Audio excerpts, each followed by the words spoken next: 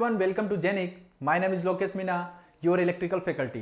Genic team ने GATE 2021 के लिए एक्सपेक्टेड क्वेश्चन फ्रेम किए हैं, जिसमें से नेटवर्क में आपके साथ डील करूंगा और ये नेटवर्क का फर्स्ट क्वेश्चन है जो कि गेट 2021 में बहुत ही ज्यादा इंपॉर्टेंट है। आओ चलो देखते हैं, हम इसको डील करते हैं। अब यहां पे देखो कि इफ रेजिस्टेंस इक्वल्स टू 50 ओम, मतलब इस रेजिस्टेंस का वैल्यू कितना है 50 ओम, तो यहां पे लिख दो 50 ओम। देन फाइंड एडजस्टेबल वोल्टेज, मतलब आपको इस वोल्टेज का वैल्यू फाइंड आउट करना है। Okay, such that maximum power transfer from NS to NL, मतलब सोर्स से लोड की ओर मैक्सिमम पावर ट्रांसफर हो रहा है, उस कंडीशन में आपको VA का वैल्यू फाइंड आउट करना है।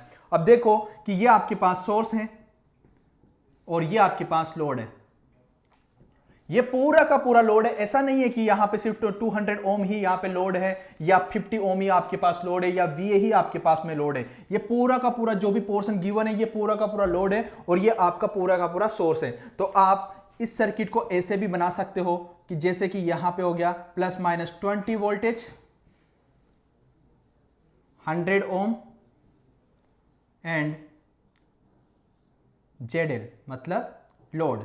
ये मैंने लोड कनेक्टेड कर दिया, तो इस लोड का वैल्यू कितना होगा आपको भी पता है कि मैक्सिमम पावर ट्रांसफर कंडीशन में ZL इक्वल टू क्या होता है, load impedance equal to ZS का magnitude, ZL equal to ZS का मैग्नीट्यूड। तो आपके पास ये ZS है, तो ZS का मैग्नीट्यूड कितना हो जाएगा, इक्वल टू 100, मतलब ZL का वैल्यू कितना हो गया आपके पास 100। अब ZL का वैल्यू आपके पास 100 हो गया, तो आप यहां पे KVL अप्लाई कर सकते हो। अगर आप यहां पे KVL अप्लाई करते हो तो आपके पास करंट का वैल्यू निकल के आ जाएगा। Apply KVL, then -20 plus 100i plus 100i equals to 0। 220 divided by 200 equals to i, then current equals to 1/10। Current का वैल्यू निकल के आ गया 1/10 एम्पियर। तो मतलब यहां से करंट निकल रही है सोर्स से जो कि लोड में जा रही है 1/10 एम्पियर, और सोर्स में भी कितना है 1/10 एम्पियर। तो ये 1/10 एम्पियर है, यही आपके पास लोड में होगी 1/10 एम्पियर, मतलब यहां पे भी आई होगी। अगर मैं बात करूं कि यहां पे जो ये लोड यहां से कनेक्टेड है, जो लोड यहां पे कनेक्टेड किया है, तो यहां पे इस वोल्टेज का वैल्यू कितना होगा, इस वोल्टेज का वैल्यू कितना होगा, तो मतलब ये पूछ रहा है कि इस लोड के अक्रॉस, इस पूरे लोड के अक्रॉस वोल्टेज कितना होगा, मतलब इस पूरे लोड के अक्रॉस ये वोल्टेज कितना होना चाहिए। तो आप इस वोल्टेज को भी निकाल सकते हो। कैसे, जैसे कि आपके पास करंट यहां से ट्रेवल हुई, तो इस रेजिस्टेंस में पोलैरिटी क्या आएगी, प्लस माइनस। तो यहां पे आप वोल्टेज निकाल सकते हो, कितना होगा यहां पे वोल्टेज, तो निकाल लो यहां पे 1/10 इंटू 100 इक्वल्स टू कितना आ गया आपके पास 5 वोल्टेज, मतलब 1/100 divide by 10 equals to 10 voltage. ये 10 वोल्टेज यहां पे ड्रॉप हो चुका है, तो यहां पे वोल्टेज कितना बचा, आप KVL लगा दो ना। KVL लगाओगे तो 20 माइनस 10 इक्वल्स टू कितना हो गया आपके पास 10 वोल्टेज, मतलब इस वोल्टेज का वैल्यू कितना हो जाएगा आपके पास 10 वोल्टेज। अब आपको VA का वैल्यू फाइंड आउट करना है। अगर VA का वैल्यू फाइंड आउट करना है तो सबसे पहले आपको यह करंट पता होना चाहिए कि इसके अंदर कितना करंट फ्लो हो रहा है। अगर यह करंट पता है तो आप सारी चीजें इजीली फाइंड आउट कर लोगे। अब यह करंट कैसे फाइंड आउट करोगे, अगर मेरे को इस ब्रांच के अंदर करंट पता चल जाता है तो इसके अंदर आप करंट इजीली निकाल सकते हो। कैसे, क्योंकि इसके अक्रॉस तो वोल्टेज कितना है 10 वोल्टेज, तो यहां पे 10 वोल्टेज, अगर मैं इसको बोल देता हूं I डैश और इसको बोल देता हूं I डबल डैश, ओके, तो I डैश का वैल्यू निकाल दो आप। I डैश इक्वल्स टू कितना हो गया 10 divided by 200 mean 1/20 ampere. I dash का वैल्यू कितना हो गया 1/20 एम्पियर। अब देखो I डबल डैश का वैल्यू निकालना आसान है। I double dash equals to कितना आ जाएगा, यहां से करंट कितना ट्रेवल कर रहा था I में से अगर I डैश को माइनस कर दिया जाए, I में से अगर I डैश को माइनस कर दिया जाए, I minus I double dash, तो आपके पास I minus I dash, I dash को माइनस कर दिया जाए तो I डबल डैश का वैल्यू आ जाएगा। तो I double dash equals to कितना आ गया 1/10 माइनस 1/20 एलसीएम ले लो, 22 माइनस 1 इक्वल टू 1/20 एम्पियर। मतलब आपको इसके अंदर आई डबल डेस का वैल्यू भी पता चल गया। आई डबल डेस का वैल्यू पता चल गया तो आप यहां से I double dash equals to क्या लिख सकते हो, I double dash equals to यहां का जो पोटेंशियल है V, यहां का जो पोटेंशियल है V लोड के across, V minus VA divide by resistance, तो आई करंट का वैल्यू निकाल सकते हो। लेकिन करंट का वैल्यू तो आप निकाल चुके हो, आपको निकालना किसका वैल्यू है, वोल्टेज का। तो आप इससे निकाल सकते हो ना, V minus VA divided by 50। तो आई डबल डेस का वैल्यू कितना है, 1/20, 1/20 इक्वल्स टू V का वैल्यू कितना है यहां पे 10 VA डिवाइड बाय 50। ओके, तो यहां पे 50 divide by 20 equals to 10 minus VA equals to 10 minus 2.5 equals to 7.5 voltage. आपके पास VA का वैल्यू आ चुका है 7.5 और आपसे पूछा भी यही था कि आपके पास इस वोल्टेज का वैल्यू कितना आ जाएगा, तो आपने बता दिया कि 7.5। ओके, अगर यही क्वेश्चन आपसे ऐसे पूछ लेता कि लोड में मैक्सिमम पावर कितना ट्रांसफर होगा, अगर लोड में मैक्सिमम पावर ट्रांसफर हो रहा है सोर्स से, तो कितना ट्रांसफर हो रहा है, ये कैसे फाइंड आउट करोगे, चलो देखते हैं।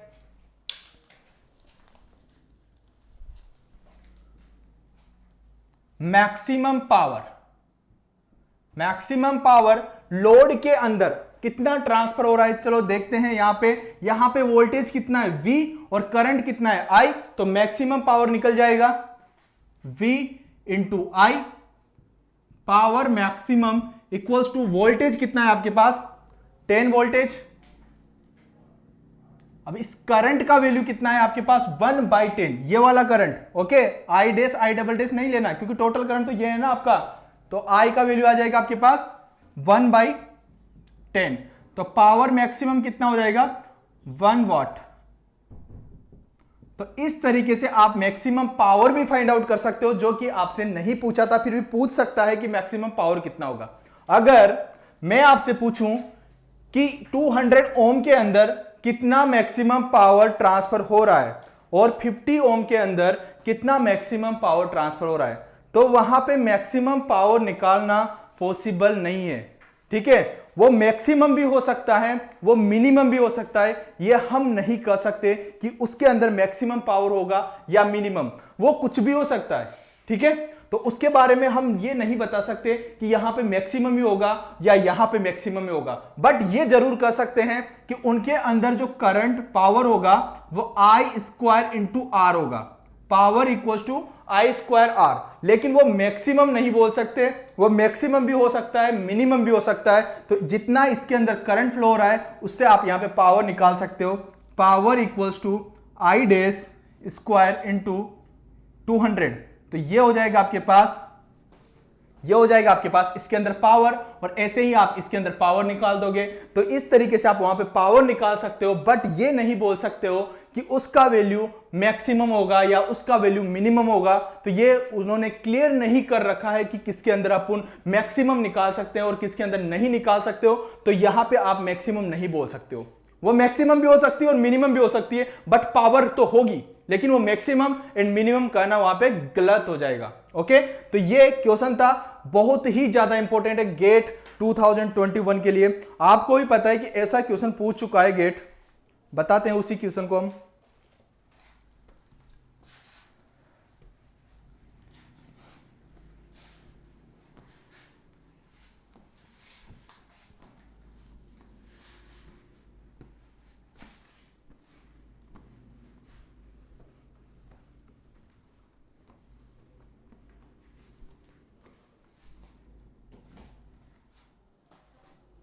अब देखो, ये क्वेश्चन आपसे गेट में पूछा था,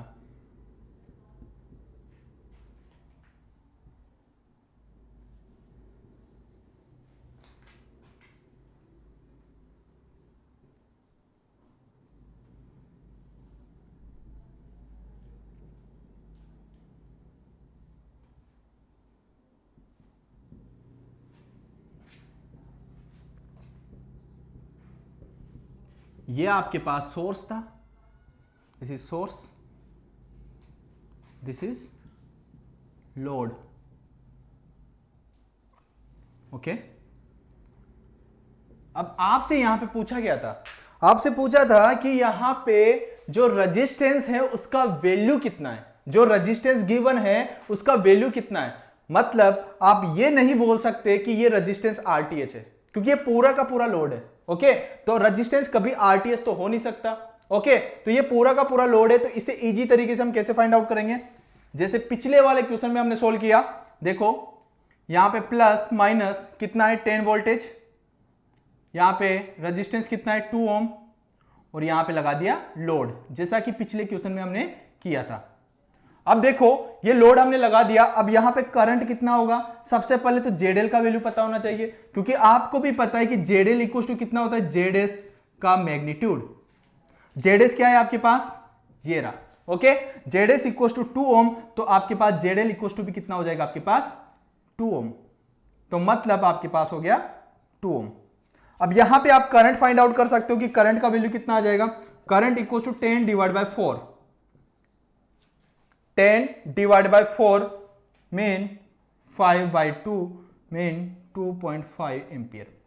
अब आपने करंट का वैल्यू तो फाइंड आउट कर लिया, अब क्या आप इस रेजिस्टेंस का वैल्यू फाइंड आउट कर सकते हो। बिल्कुल, जो करंट यहां पे होगा, ये चीज ध्यान से सुनना, जो करंट यहां पे होगा वही तो करंट लोड में होगा, और यही करंट वापस इंटर कर रहा होगा। सेम ही तो करंट होगा ना पूरे सीरीज पाथ के अंदर, तो यही करंट यहां पे होगा, यही करंट यहां पे होगा, यही करंट पूरा का पूरा यहां पे होगा। तो आप यहां पे सेकेंड इक्वेशन क्या बना सकते हो करंट का, current equals to 10 minus 3 divided by R plus 2, 10 minus 3 divided by R plus 2 equals to 7 by R plus 2, I equals to 7 by R plus 2। Okay, तो आपके पास करंट का वैल्यू निकल के आ गया, और एक इक्वेशन में आया था आपके पास करंट का वैल्यू 5/2, तो इसका कंपेयर कर लो आप 5/2, मतलब इस करंट का वैल्यू आपके पास हो गया 5/2, दोनों को कंपेयर कर लिया हमने, तो यहां पे हो गया आपके पास 7 by R plus 2 equals to 5/2, then 14 equals to 5 R plus 2। Okay, then 2.8 equals to R plus 2, then resistance equals to 0.8 ohm। आपसे यही क्वेश्चन पूछा था गेट के अंदर कि रेजिस्टेंस का वैल्यू कितना होगा, तो रेजिस्टेंस का वैल्यू हमने फाइंड आउट कर लिया। और अगर यहां पे वो पूछता कि मैक्सिमम पावर कितना ट्रांसफर होगा लोड के अंदर, तो वो भी हम इजीली फाइंड आउट कर लेते। कैसे, maximum power equals to V into I, V into I. अब ये वोल्टेज कहां का वोल्टेज है, ये यहां का वोल्टेज है, ये पूरे लोड के अक्रॉस का वोल्टेज है। ओके, इस पूरे लोड के अक्रॉस का वोल्टेज है, मतलब इसके अक्रॉस का ये वोल्टेज है। अब इस वोल्टेज का वैल्यू कैसे निकालोगे, इजी है ना, केवीएल लगा दो आप। केवीएल लगाओगे तो यहां पे भी तो केवीएल लगा रखा ना आपने, तो यहां पे देखो कि इस रेजिस्टेंस के अंदर कितना करंट फ्लो हो रहा है, आई का वैल्यू कितना है 2.5, तो यहां का आपके पास वोल्टेज कितना आ जाएगा इस रेजिस्टेंस के अक्रॉस में, तो कितना आ गया आपके पास 2 इंटू 2.5 इक्वल्स टू 5 वोल्टेज। अब इस रेजिस्टेंस के अक्रॉस में आपके पास 5 वोल्टेज आ गया एंड यहां पे 10 वोल्टेज आ गया, तो देखो 10 में से 5 गया तो आपके पास कितना बचा रिमेनिंग 5 वोल्टेज। ओके, तो मतलब यहां पे कितना हो गया आपके पास 5 वोल्टेज, तो ये तो हो गया आपके पास वोल्टेज, और करंट का वैल्यू कितना है 2.5, दोनों को मल्टीप्लाई कर दो तो मैक्सिमम पावर लोड के अंदर कितना ट्रांसफर हो रहा है वो भी हम फाइंड आउट कर लेंगे। तो maximum power equals to 5 into 2.5, then maximum power equals to 12.5 watt. Okay, या ऐसे भी आप फाइंड आउट कर सकते हो I square R plus 3i, same ही आंसर होगा। Power maximum power equals to I square into R plus vi, मतलब 3i। आप ये भी अगर ये फॉर्मूला भी लगाते हो तो उससे भी 12.5 आएगा, क्योंकि करंट का वैल्यू कितना होगा 2.5 का स्क्वायर, 2.5 का स्क्वायर इंटू 0.8 प्लस 3, ये रेजिस्टेंस का वैल्यू, इस रेजिस्टेंस की बात कर रहा हूं, resistance equal to 0.8, then 3 into current का वैल्यू कितना आ जाएगा आपके पास 2.5, तो ये कितना हो गया आपके पास 7.5 और ये कितना हो गया आपके पास 5, then maximum power equals to कितना हो गया आपके पास 12.5 वाट। या तो ऐसे निकालो या वैसे निकालो, दोनों से आपका आंसर सेम ही आएगा। तो आपको ये क्वेश्चन समझ में आ गया होगा, सिंपल सा क्वेश्चन था। किसी का ये डाउट होता है कि ये कैपेसिटर का यहां पे क्या मतलब है, बेटा कैपेसिटर का कुछ भी मतलब नहीं है यहां पे, क्योंकि यहां पे फेज जो उसने दे रखा था गेट के एग्जाम में, जो फेज डिफरेंस था दोनों वोल्टेज का वो सेम था। ओके, दोनों का फेज डिफरेंस क्या था, सेम था। अगर आप यहां पे करंट निकालने जाते हो इस कैपेसिटर में, तो इसके अक्रॉस का वोल्टेज कितना हो गया 3 एट एन एंगल ऑफ 0। तो यहां पे देखो कि 3 एट एन एंगल ऑफ 0 हो गया, तो देखो आपके पास करंट कितना आ जाएगा इसके पास, अगर आई डैश बोल देता हूं इस करंट को, तो आई डैश इक्वल्स टू कितना आ जाएगा 3 at an angle of 0 divide by -j1 equals to 3 at an angle of 90 degree. तो आप यहां पे पावर फैक्टर निकालने जाओगे कि पावर फैक्टर कितना होगा, पावर फैक्टर मतलब वोल्टेज एंड करंट के बीच का एंगल। तो वोल्टेज तो 0 डिग्री पे एंड करंट 90 डिग्री पे, तो आपके पास cos ऑफ 90 हो जाएगा। cos ऑफ 90 का वैल्यू कितना होता है 0, then active power equals to VI cos of 5, then power equals to कितना हो जाएगा 0। मतलब इसके अंदर कोई भी पावर नहीं होगी। ओके, कैपेसिटर के अंदर कोई भी पावर नहीं होगी, जो भी पावर होगी वो रेजिस्टेंस एंड इसके अंदर 3 वोल्टेज के अंदर ट्रांसफर होगी। तो ये आपको समझ में आ गया होगा, पूरा कंसेप्ट क्लियरिटी के साथ आपको पूरा समझ में आया होगा कि कैसे आपको पावर निकालना है, कैसे आपको रेजिस्टेंस का वैल्यू निकालना है। तो दोनों चीजें हमने फाइंड आउट कर ली है, लेकिन गेट में आपसे जो पूछा था वो रेजिस्टेंस का वैल्यू ही पूछा था और आपसे पावर मैक्सिमम नहीं पूछा था, लेकिन वो पावर मैक्सिमम भी हमने फाइंड आउट कर लिया है। तो ये क्वेश्चन आपको समझ में आ गया होगा, और अगर कंसेप्ट की क्लियरिटी है तो आपको हर चीज समझ में आ जाएगी। Okay, thank you.